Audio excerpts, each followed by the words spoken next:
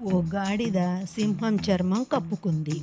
అది సింహమేనని అందరికీ అనిపించింది. మనుషులు దాన్ని చూసి పారిపోయారు. జంతువులు పారిపోయాయి. ఇంతలో పెద్దగా గాలి వీచింది. ఆ గాలికి గాడిద కప్పుకున్న సింహం చర్మం లేచిపోయింది. దాంతో గాడిద వాలకం బయటపడింది. జనం దాని దగ్గరకు పరుగెత్తుకెళ్ళి చితకబాదారు. గాడిద కొన ప్రాణంతో బయటపడింది. ప్రమాదం కొని తెచ్చుకోవడం అంటే ఇదే. అనుకరణ ఎప్పటికైనా ప్రమాదమే.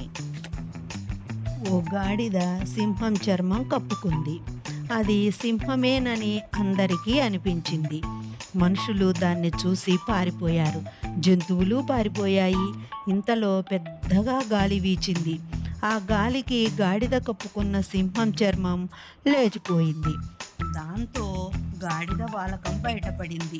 జనం దాని దగ్గరకు పరుగెత్తుకెళ్ళి చితకబాదారు. గాడిద కొన ప్రాణంతో బయటపడింది. ప్రమాదం కొని తెచ్చుకోవడం అంటే ఇదే. అనుకరణ ఎప్పటికైనా ప్రమాదమే.